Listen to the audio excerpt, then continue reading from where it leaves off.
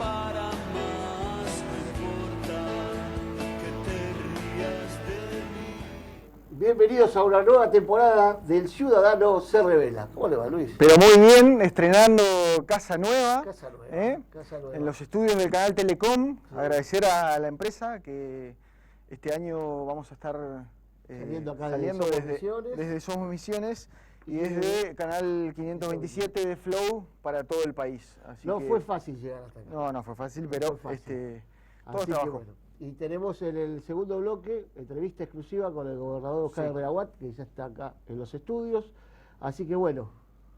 ¿Arrancamos? Pate. Dale. Bueno, quiero arrancar hablando de un tema que tiene que ver con la yerba mate, que lo venimos tratando hace un tiempo y que lo vamos a seguir tratando. Literalmente se está dando una guerra entre ricos y pobres, una guerra entre los pequeños productores, los que plantan la yerba, los que la cosechan y venden la hoja verde, y las grandes industrias, los sectores más poderosos. Quiero que recuerden lo que pasaba hace 15 o 20 años atrás, cuando los productores cobraban miserias por la hoja verde de yerba mate y no había nadie del gobierno provincial que se ponga de su lado a defenderlos, teniendo a las grandes industrias enfrente.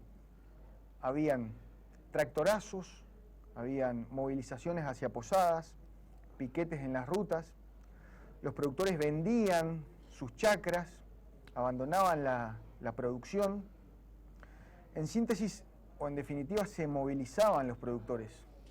Hoy, que la yerba tiene un precio aceptable, alrededor de 50 centavos de dólar, hoy que los productores pueden cambiar la camioneta, incorporar tecnología, enviar a sus hijos a la universidad, los que se movilizan son las grandes industrias.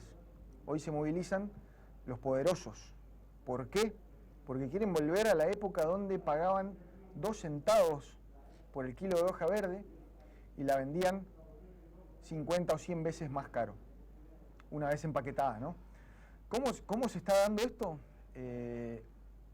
La primera maniobra fue el año pasado, cuando la industria, los sectores de la molinería, los poderosos de la yerba mate, intentaron plantar 5.000 hectáreas de yerba, buscando generar una sobreoferta del producto y obligar a los pequeños productores a bajar el precio de su producto, ¿no? Primero dejándolos de comprar y después que bajen el precio. Como enfrente de esta intención se puso el gobierno provincial y se puso el Instituto Nacional de la Yerba Mate, no pudieron llevar adelante esa plantación masiva que intentaron. Buscaron otra alternativa, atacaron por otro lado.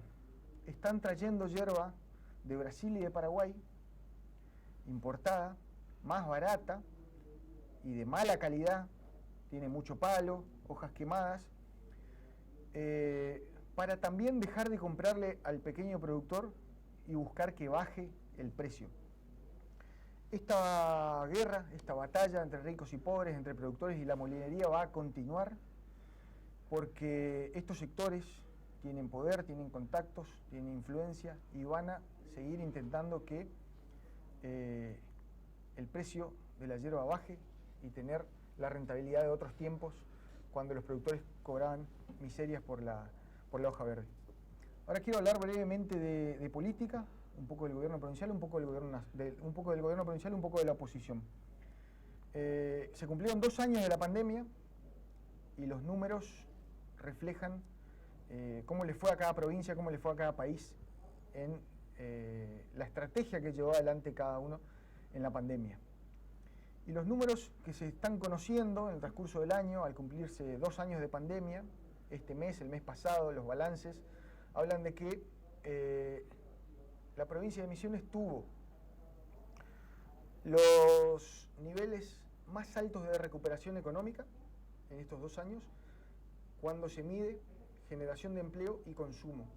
Y al mismo tiempo tuvo la tasa de mortalidad más baja cada 100.000 habitantes. Tasa de mortalidad más baja de todo el país. Esto quiere decir que hubo una estrategia que se llamaba binaria al principio de la pandemia que funcionó. Arrancó el 2022 con incendios, sequía, sin presupuesto nacional, que Juntos por el Cambio votó en contra, y esto obligó al gobierno a tratar de rearmar todo lo que es el funcionamiento, el presupuesto, las obras. Se perdieron muchas obras para Misiones por el voto en contra de Juntos por el Cambio, se perdió la zona aduanera especial. Pese a todo esto y a muchas gestiones que se hicieron en el verano, se está sobrellevando la situación económica, sanitaria, la educación. Hablar de la oposición hoy es decir que no hay un liderazgo en la oposición provincial. Incluso se da el hecho de que hay dirigentes nacionales o de otras provincias que marcan la cancha de lo que hace la oposición provincial. Gustavo Valdés, por ejemplo, gobernador de Corrientes, participó activamente en la campaña del año pasado y en la campaña de este año. En el mismo radicalismo, con menor exposición, pero el Coti no sigla, influye permanentemente en el radicalismo misionero. Si vamos al frente de todos, tenemos que decir que Cristina Kirchner baja permanentemente las indicaciones a la Cámpora, a Cristina Brites. Del otro lado, Cacho Bárbaro, que está más alineado a Sergio Massa o a Alberto Fernández. Pero no hay liderazgo. Los Schiavoni en el PRO están más preocupados por el futuro judicial de Macri que por el partido a nivel provincial. Esto genera desconfianza en la gente, porque por un lado están mirando más la agenda nacional y la disputa de la grieta nacional que resolviendo los problemas de la gente. Y por otro lado, reciben órdenes de afuera sobre qué hacer en la política provincial.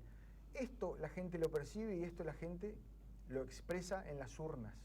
Cada vez que hay elecciones legislativas, crece levemente la oposición, pero cada vez que hay elecciones ejecutivas, que son los que te solucionan los problemas, el intendente, el gobernador, que son los que brindan los servicios, salud, educación, normalmente se está dando que la gente no está votando a la oposición. Se da el fenómeno de que la gente no vota a la oposición porque no es confiable una oposición que se pasa peleando y recibiendo órdenes de afuera. Ese es el panorama que tenemos para este año, que va a ser un año sin elecciones, pero con mucha política. Bueno, después de lo que señaló a nivel provincial Luis, yo quiero ir a lo nacional y decidí llamar a esta editorial Malos y Peores. En el 2015, Cristina hizo presidente a Mauricio Macri. Sí, lo hizo presidente, porque el candidato del Frente para la Victoria era Daniel Scioli, y entre la Cámpora y Cristina Kirchner les verilaron tanto la candidatura que apenas por menos del 1% de los votos terminó siendo presidente Mauricio Macri. 4 años de un gobierno con la premisa ciudadano de primera, ciudadano de segunda. Vimos cómo dejó el país. Crea otro presidente, Cristina, Alberto Fernández. Hoy de nuevo lo está esmerilando el poder.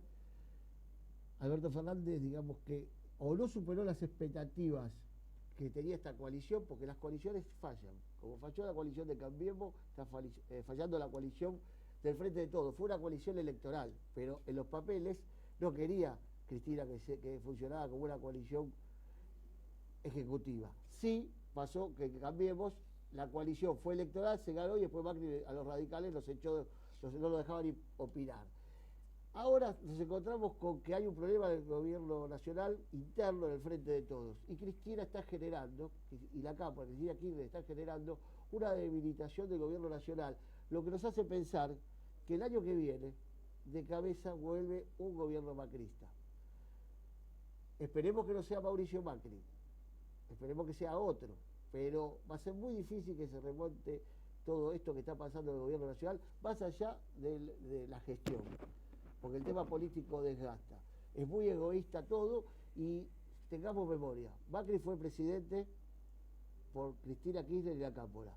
Y si el peronismo, porque esto nos gusta o no, es parte del peronismo, deja de ser gobierno y viene un gobierno con un tinte macrista, o llámenle Juntos por el Cambio, le cambiaron el nombre, pero son lo mismo, la premisa es la misma, eso que hablábamos, ciudadano de primera, ciudadano de segunda, y que creen fíjese en una cosa que después la vamos a señalar con las frases y todo, hasta esto de privatizar, todo esto que ya conocemos, esta política liberal, esto de juntarse con la derecha rancia que dice que el Estado tiene que ser autónomo y tiene que achicarse, y ya lo conocemos todo, es decir, lo que pasó en su momento con la política liberal y lo que pasó con Macri.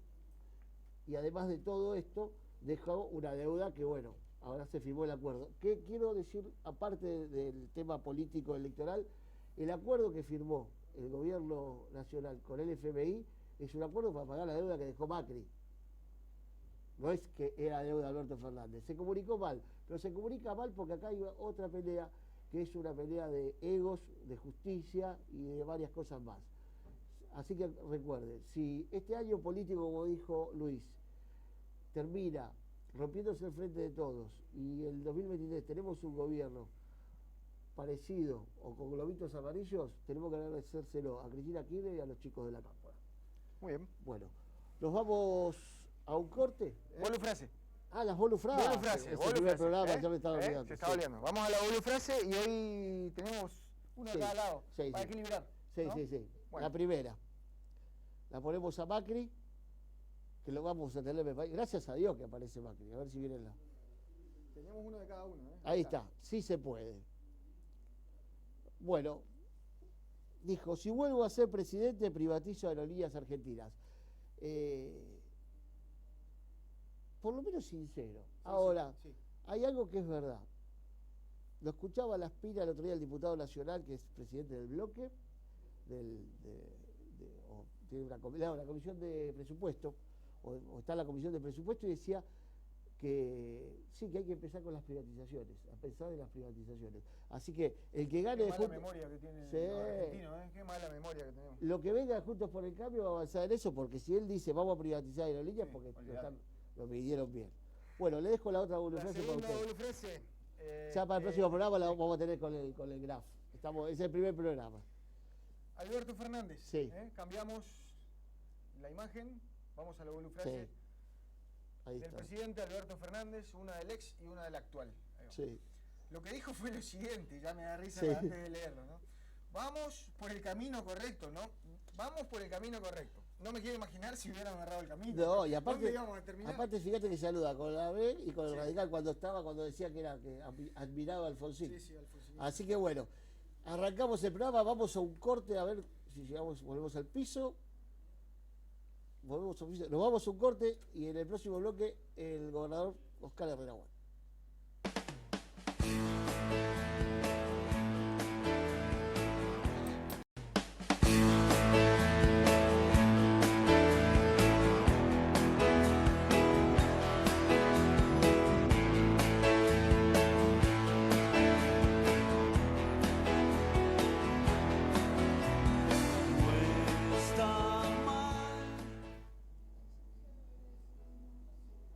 Segundo bloque de Ciudadanos se revela, está con nosotros como primer invitado de esta nueva temporada el gobernador de Misiones, Oscar Herrera Huat. Bienvenido. Muchas gracias, buenas noches, muchas gracias por invitarnos. Muchas gracias por venir. Felicitaciones por Gracias. este nuevo ciclo, por este nuevo espacio, tengan mucho éxito, ambos. Gracias. Muchas gracias. Muchas gracias. Buen debut, buena pilcha, está bueno. Más jóvenes. Bueno, ponele. Ponele. Ah, pero veo bien. Sí. Gracias. Está bien. Bueno. Gracias por el comentario. Gobernador, se cumplieron 2 años de la pandemia o de las restricciones en la Argentina.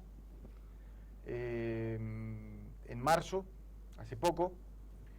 Y hoy, ¿qué balance hace? Nosotros decíamos en el primer bloque que hubo una estrategia binaria allá por el 2020, desde marzo, abril del 2020, que tuvo resultados muy positivos en las áreas donde se enfocó, que son salud y economía, con una de las tasas de mortalidad cada 100.000 habitantes más bajas del país, o la más baja del país.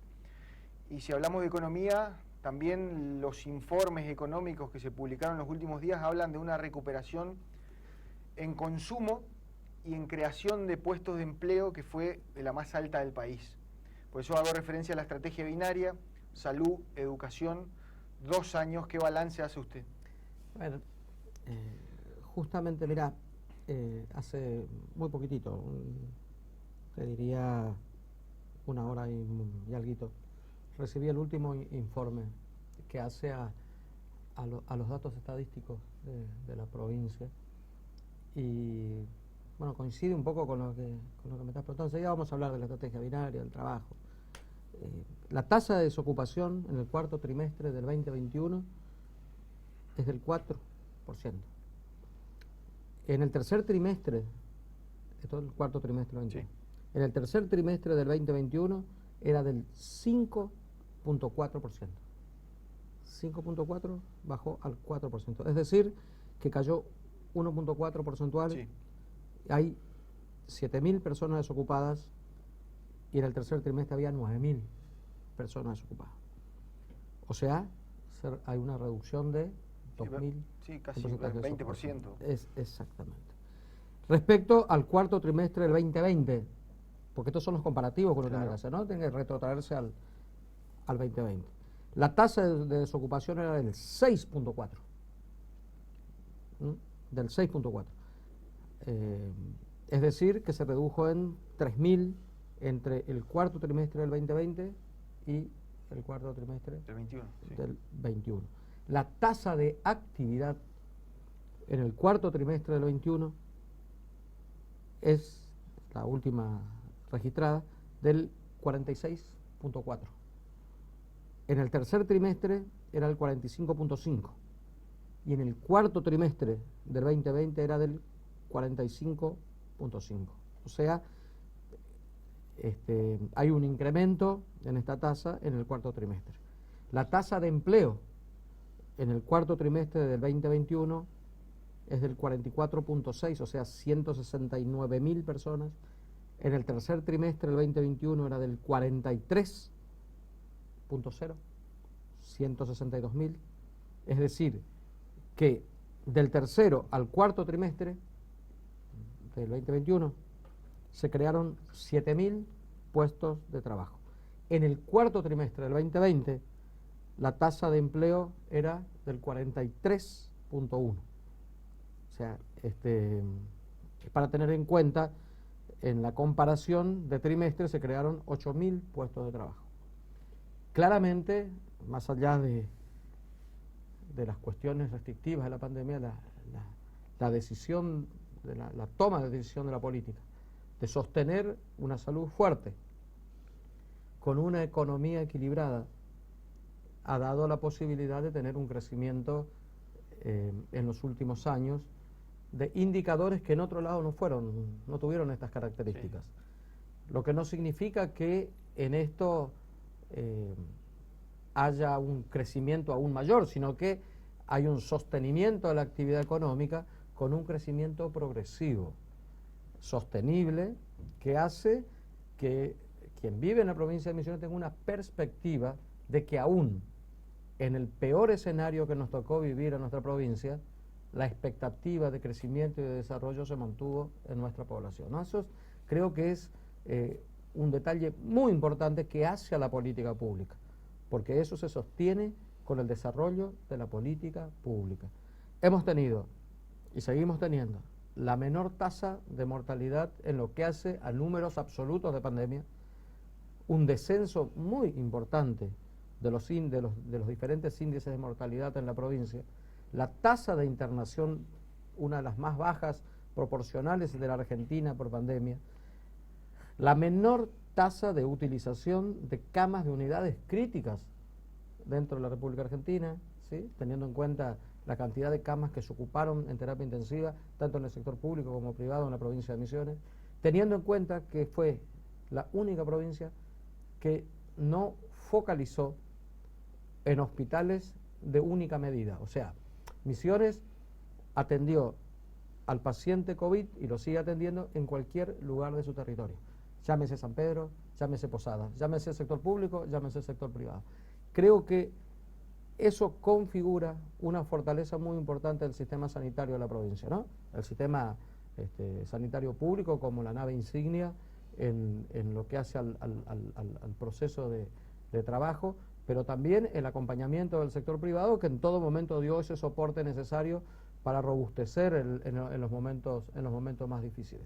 Por eso este es un tiempo, muchas veces uno dice sí, porque se cerraron la frontera, ¿no? Pero la frontera está abierta también ahora, y la provincia sigue una política pública marcada, con mucho equilibrio, sin toma de deudas, cumpliendo con los compromisos habituales que tiene Misiones, con un grado de previsibilidad, con ayuda, con acompañamiento a los diferentes sectores que fueron afectados por la pandemia. El sector del turismo hemos estado siempre presentes, hemos generado, inclusive todavía seguimos teniendo en la localidad de Puerto Iguazú un aporte extraordinario para los empleados que hacen al área de la fotografía, en su momento los taxistas, los guías de turismo, que tuvieron un problema muy serio en el tiempo de pandemia.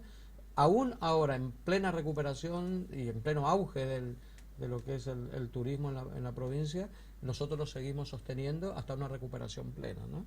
Creo que eso también configura el detalle de las políticas públicas que venimos aplicando desde que comenzó la pandemia. Todos sabemos que el gobierno nacional vive una crisis interna política. ¿Influye eso en la relación entre la provincia y la nación, en lo que la provincia le reclama a la nación? A ver, así como tenemos un camino trazado en las políticas públicas, también tenemos un camino trazado en lo que hace a las necesidades del pueblo de la provincia, de demandas no satisfechas del largo de su historia. El gobierno usted sea un gobierno peronista, sea un gobierno radical, sea un gobierno de otro. Siempre el estandarte de quien tiene la responsabilidad de gobernar esta provincia es ir a reclamar por aquello que todavía la nación no cumplió con la provincia de Misiones y con la historia de la provincia de Misiones. Por eso muchas veces leemos que hay un problema acá, hay un problema allá, a nivel central. Es un problema de ellos. O sea, deben darnos respuestas a la provincia en lo que nosotros los vamos planteando. Y para eso tenemos los diferentes resortes institucionales donde nosotros golpeamos la puerta. En el caso mío como gobernador, con el presidente de la Nación, con los diferentes ministros, o también haciendo valer nuestros votos en el Congreso de la Nación para poder lograr los objetivos que están planteados, ¿no? Pero entonces eso no hay trabas en el tema administrativo, por así decirlo. No hay trabas. No tiene por qué haberla. Claramente no del lado de la provincia. Claramente somos un gobierno provincial que reclama lo suyo. Después, la cuestión política, claro, que la diriman los espacios políticos a los cuales no se meten en eso. No, en absoluto. Perfecto. En absoluto, es muy responsable, ¿no? Nosotros claramente Misiones tiene una política desde el eje de la política pública en gestión y en gobierno, y desde la política con el respeto a la política partidaria, ¿no? Seguro. Y nuestro espacio político, el Frente Renovador de la Concordia Social, tiene una conducción política. Sí. Esa conducción política hace y genera los diferentes acuerdos con respecto a la política. Seguimos esa línea, ¿no? Mientras otros luchan por poder dentro de sus espacios políticos, nosotros no luchamos por poder dentro del espacio político. Nosotros dentro del espacio político ejercemos lo que vamos llevando adelante como meta y como desarrollo que se han planteado dentro de los esquemas, del esquema político de la provincia. Perfecto. Creo que es mucho más sencillo cuando el gobernador se dedica a gobernar y el espacio político y la conducción política se dedica a la política. Totalmente. Es una diferencia muy grande con lo que ocurre a nivel nacional, donde hay internas dentro del propio gobierno y también... Y en la oposición también, ¿eh?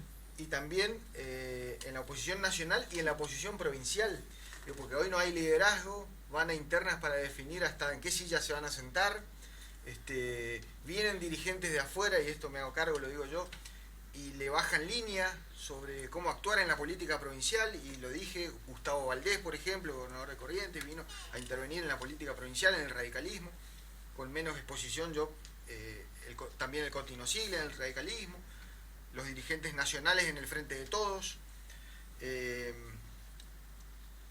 Estos primeros meses del año 2022 sequía, incendios que fueron rápidamente controlados, y tenemos que comparar con lo que pasó en Corrientes, acá al lado nomás, y sin presupuesto nacional.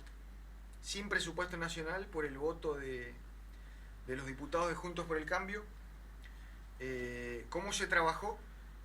¿Cuánto influyó esa situación de no tener un presupuesto nacional y tener dos dramas que no incidieron tanto como en Corrientes, insisto, pero fueron dramas como la sequía y el hecho de recuperar lo que se perdió en el presupuesto del 2022? Porque recuerdo que había un paquete de obras de 96.000 millones de pesos para Misiones en un presupuesto que no se aprobó. Había una zona aduanera. Sí, claro, en ese presupuesto estaban incluidas muchas escuelas. Y yo veo hoy muchos dirigentes opositores en marchas reclamándonos escuelas. Sí, sí, por ejemplo. Nuevas, sí. o refacciones, o todo eso, ¿no? O sea, no se tiene que tener un doble discurso. O sea, el discurso es único. O sea, o estás acá o no estás acá. Punto. Sin dudas que los escenarios adversos que tuvo la provincia a lo largo de todo este tiempo muestra también claramente que es una provincia que se fue preparando para también en algún momento tener que enfrentar estas condiciones climáticas. A ver, cuando se crea el Ministerio del Cambio Climático, todavía no estábamos en plena sequía, ni teníamos incendios forestales al nivel que hubieron en el último tiempo.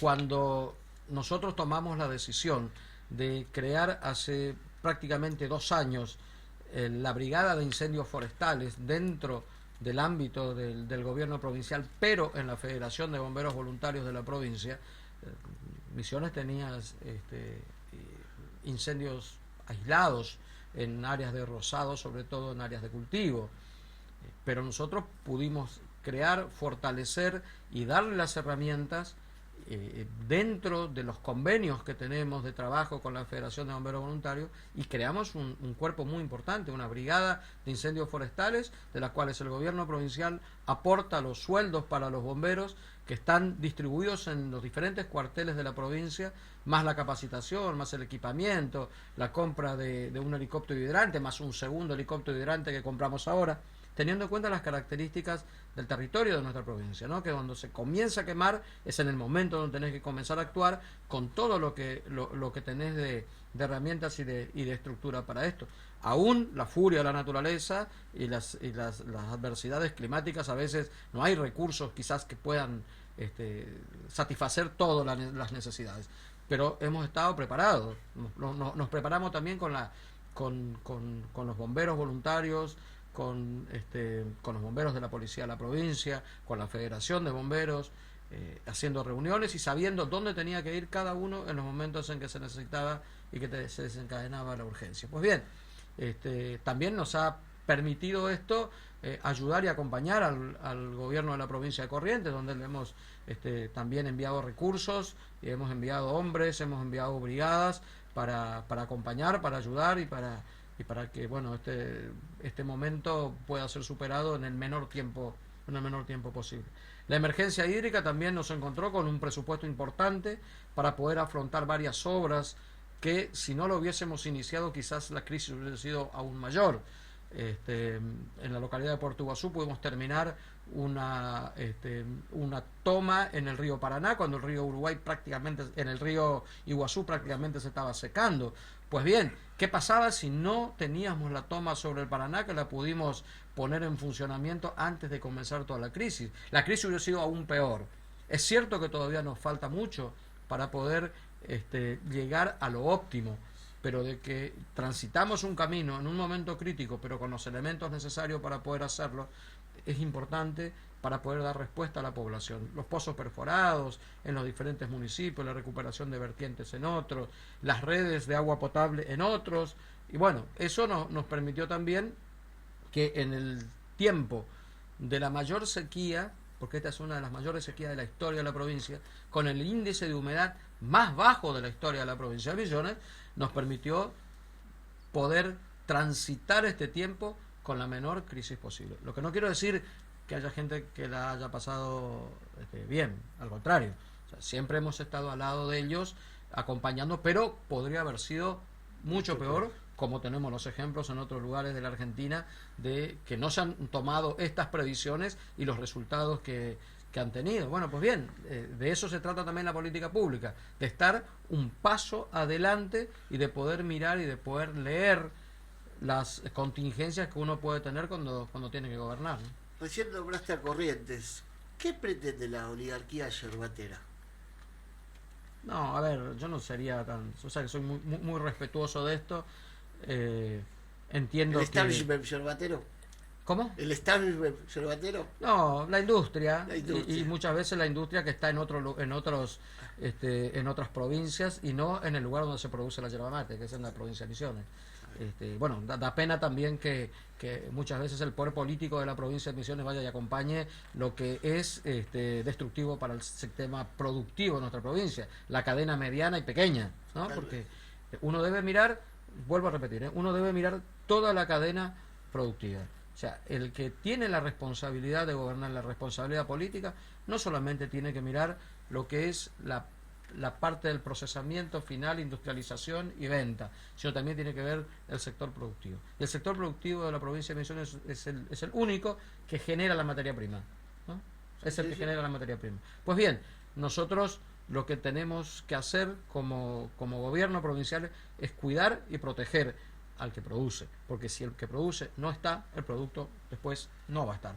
Sin esto, descuidar también que la cadena de valor tiene otros segmentos donde está la industria. Pues bien, la industria debe convivir con el equilibrio de la producción y con el equilibrio del que genera la materia prima. Entonces, las herramientas que hemos acompañado desde el gobierno provincial, dictadas por el Instituto Nacional de la Yerba Mate, protegen y cuidan desde el tarefero, el pequeño productor, el mediano productor y todo el sistema cooperativo de nuestra provincia, que es el más fuerte de la Argentina. Quiero volver al tema de la salud porque tengo anotado dos números que me llamaron mucho la atención y quiero corroborarlos con usted. Leí en estos días que el Parque de la Salud hacía una inversión de 5.000 millones de pesos mensuales en prestaciones.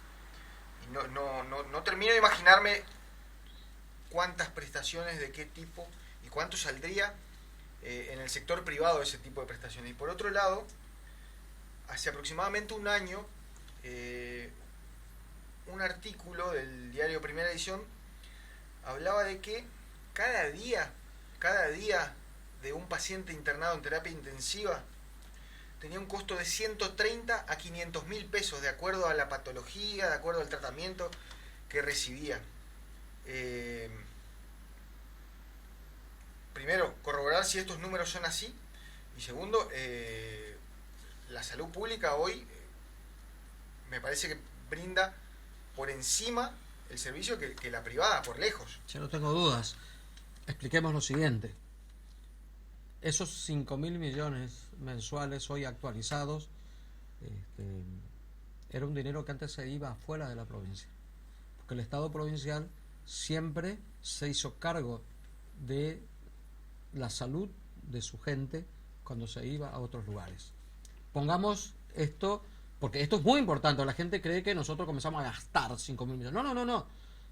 Esos 5.000 millones iban al Instituto de Cardiología de Corrientes cuando había que intervenir algún paciente en cuestiones cardiovasculares, que acá no teníamos posibilidad de respuesta hasta antes del año 2010, que se crea el Parque de la Salud. Primero. Segundo, otro tanto se iba a los diferentes trasplantes que se hacían en otros lugares de Argentina. Usted quería trasplantar la médula, el trasplante de médula se hacía en Buenos Aires. Ahí había que poner.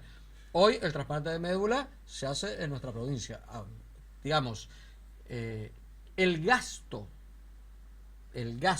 que se tenía en otros lugares de la Argentina y en otros lugares del mundo, porque a veces había que pagar algunas otras cuestiones como hacen a células madres en otros lugares del mundo, salía del erario provincial y se pagaba en otros lugares. Hoy, todos esos servicios y esa inversión, que ya no es un gasto, esa inversión se realiza en el sistema sanitario público de la provincia de Misiones, en el Parque de la Salud, porque, entiéndase bien, el Parque de la Salud también es el Hospital de Oberá.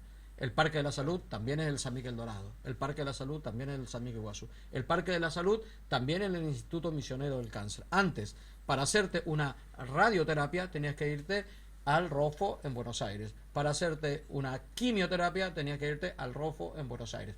O sea, ese monto es un monto que se invierte mensualmente en la provincia, pero ahí hay un número que no se compara, que es el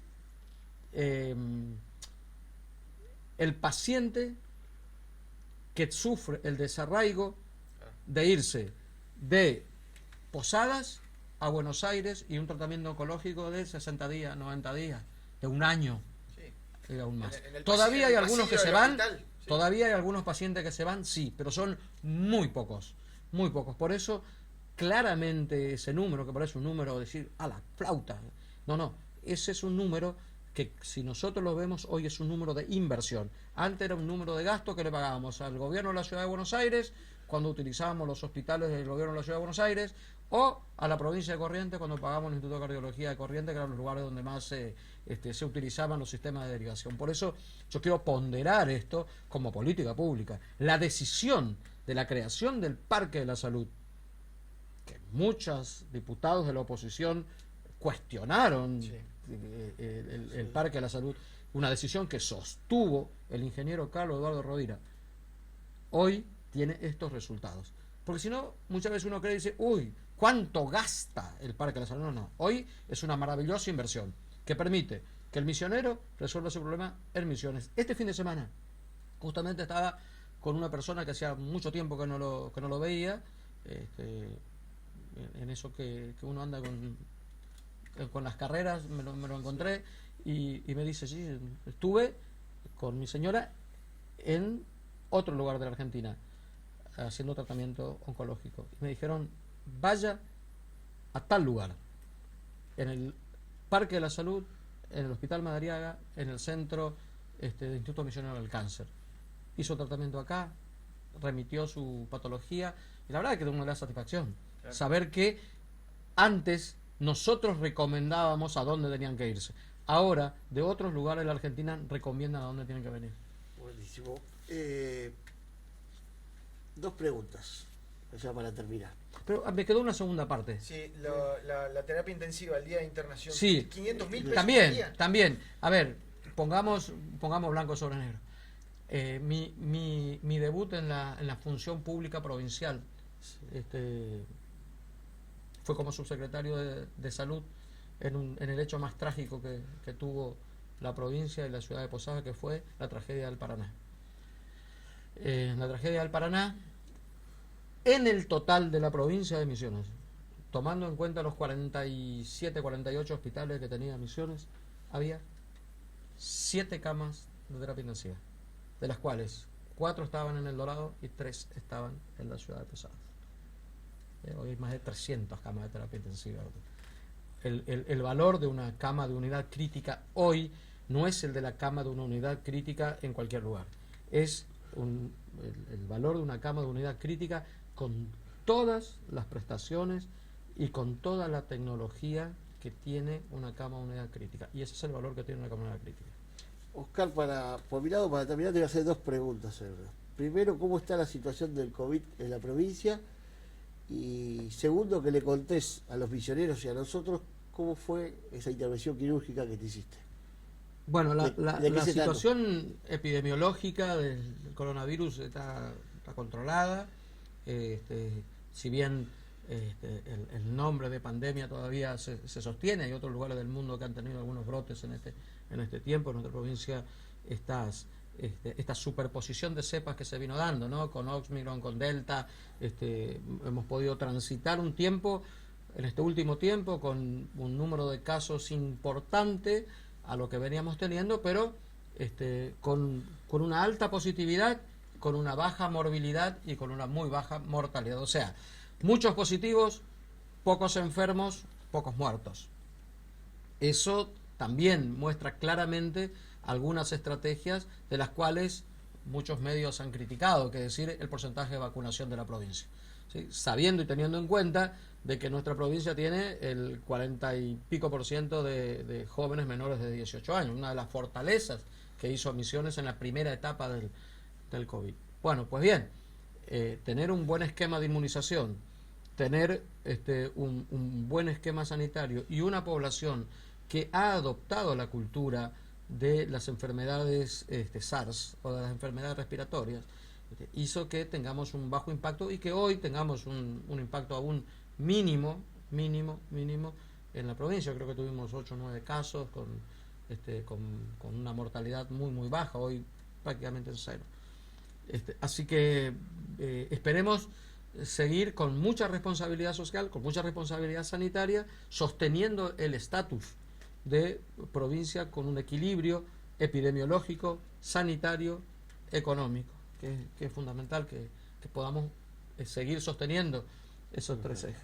Con respecto a la cirugía, bueno, es una cirugía compleja, si bien los resultados son alentadores, no deja de ser una cirugía que a veces genera algún problema posquirúrgico, que uno lo va superando.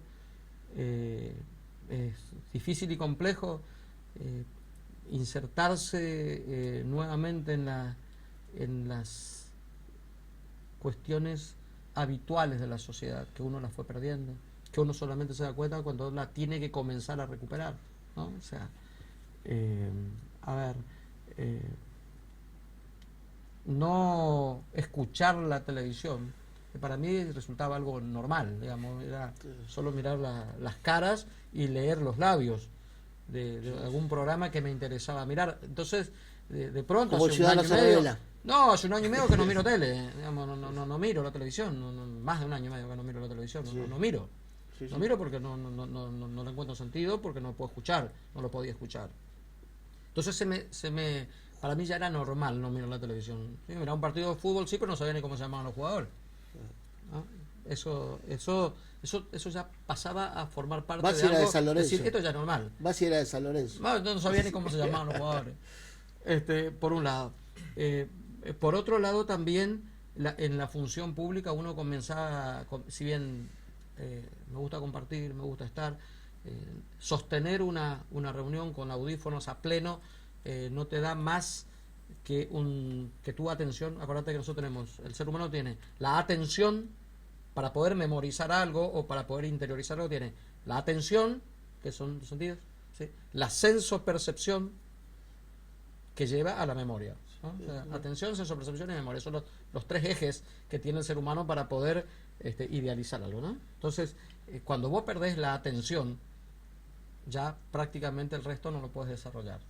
Entonces, mi atención podía ser de 5, 10, 15 minutos, 20 minutos. O sea, no se podía sostener algo más en el tiempo. Eso también hacía que esto sea fundamental. El escrito del WhatsApp, el escrito del mail, era mucho más importante que poder entablar una relación de charla y de diálogo. Pues bien, estamos superando ese tiempo. Todavía cuesta muchísimo adaptarse. Los lugares abiertos son muy complejos. También esto genera a veces un miedo de alguien que te ve con todos estos cables en la cabeza. Claro, sí, no es habitual. O sea, la sociedad todavía no está acostumbrada para encontrarse con un sordo que se está recuperando de esta manera. Cuesta cuando te vas a hacer un trámite. Y viste que a mí me gusta mucho ir solo, tratar de manejarme solo en esto. Y bueno, cuando le pedís, me puedes decir un poquito más fuerte, te gritan. Uno escucha, ya no escucha más por el oído, sino está escuchando por un aparato que donde la voz humana está un poquito distorsionada, pues ya no es la voz que uno tiene habitualmente lo ha escuchado. El cerebro tiene que procesar esa voz y te la devuelve, ¿no? Eso tiene todo un tiempo de aprendizaje que bueno, lo estoy transitando con la mejor voluntad, con mucha fuerza de voluntad, pero también con mucho optimismo. Yo esto quiero agradecerle a la gente que me ha alentado para que me haga esto, ¿no? Amigos, amigas sobre todo, que me decían, hacete, y bueno, pero si sale mal, bueno, pero no, hacete. Bueno, esas Muy personas buena que seguramente me están escuchando, me están viendo por acá, agradecerles porque hoy me puedo manejar mucho más solo, hoy puedo sostener esto. No sé si ustedes se acuerdan, hace un año era hasta con el barbijo estaba molesto, el estado de ánimo me cambiaba.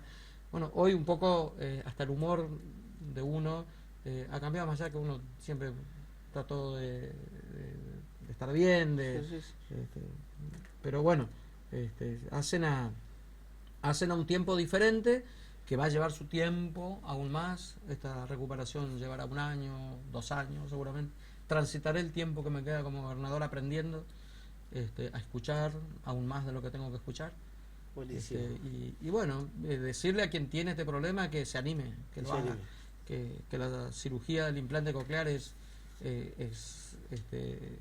muy, muy buena porque te devuelve a la sociedad. Hay muchas cosas que uno no se da cuenta cómo las vas perdiendo. Escuchar a un pajarito ya lo había lo había perdido, no sabía cómo era el sonido, ¿no? Sí. De pronto, o escuchar el ruido del agua. Ayer, por ejemplo, fue la primera vez en los últimos 15 años que escuché la lluvia. Porque desde que me implanté no llovió tanto. Y claro, y anoche, pues yo llegué a Buenos Aires a la siesta, llegué a las 5 de la tarde, el gran chaparrón se largó a las 6:30, 7. Sí. Por primera vez en la chapa podía escuchar el ruido de la lluvia, que hacía más de 10 años no lo escuchaba. Pues antes se lo comenté ahí a la familia, digo, estoy escuchando cómo llueve. Y yo, pero escuchame, no, digo, desde diciembre que me implanté hasta hoy no llovió como para escuchar el sonido de la lluvia. Pues bien, son experiencias que bueno, que si bien hay cosas lindas en la vida, uno es como que las vuelve a encontrar, ¿no? Y eso es muy bueno. Muy bueno. Bueno, Gobernador, muchísimas gracias. tenemos por un haber barbijo venido. también de acá de Canal Somos Visiones que está por ahí atrás también. Queremos Yo tenía el barbijo gris.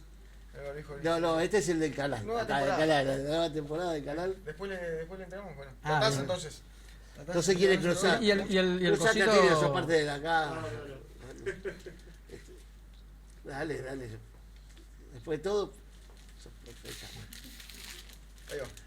Oscar, muchas gracias y muy contento con esto último que contaste.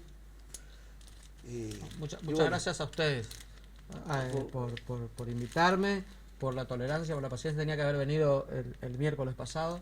Bueno, tuvimos un temita ahí que no pude estar. Pero siempre es un placer. Yo quiero que la gente sepa que nosotros no venimos con ninguna agenda armada para hablar del tema en particular. No. Sino que... Es más, nos pasamos y ya no dejamos mirar todo el programa, nos pasamos la gente y todo. Gracias, Oscar. Muchas gracias a ustedes, como siempre. Gracias. Bueno, hasta acá llegamos. Así es. Bueno, contentos. Nos quedan unos minutos. ¿Vamos a un corte? Vamos a un corte. Ah, Y enseguida yo había volvemos visto con 59, por eso decía. 53. Enseguida venimos con el último bloque del Ciudadano se revela. Vamos. No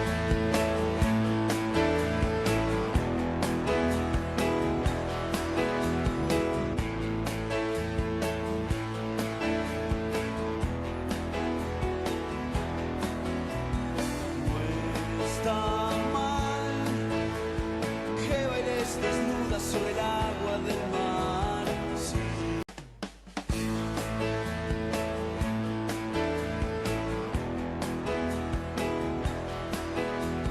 Bueno, no nos queda mucho tiempo Sí. para Momento Militante. Se tiró la entrevista, Se valía estiró, la pena. valía la pena. Primer programa. Achicamos Momento Militante. Vamos a dar algunos adelantos. Sí. De lo que es Momento Militante y lo dejamos para desarrollar la Totalmente. Bueno, semana que viene. yo arranco acá con María Coraje quiere que Celia Kosachic deje su cargo, mejor dicho, nos contó que la red de mujeres renovadoras quiere que Celia Kosachic, su secretaria de Mujer y la Familia, deje su cargo porque dice que vino con venir al DAME, que se vaya a... Después ampliar.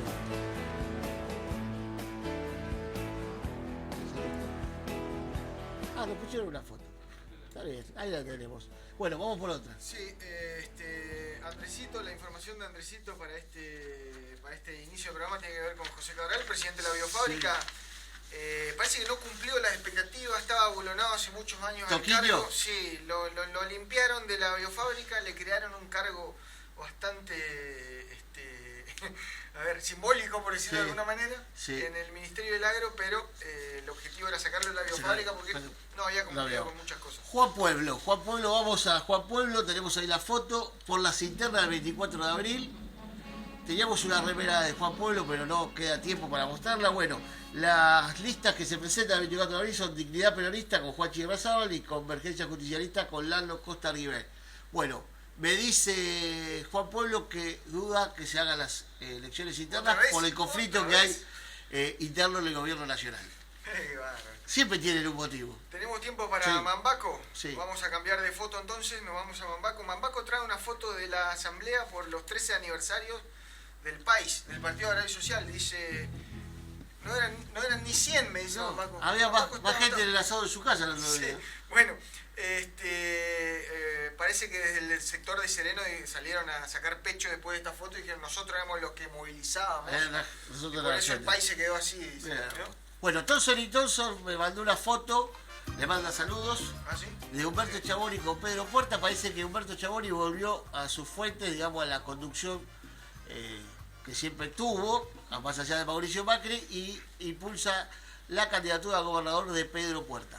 Y redondeamos, porque nos están Vamos diciendo redondeando, Celia, bueno, recomiéndese Sí, la cómo no. lectura. Sí. No no tengo tenía tiempo. Chocho no, Gómez, sí. joven dirigente del Ese- radicalismo, sí.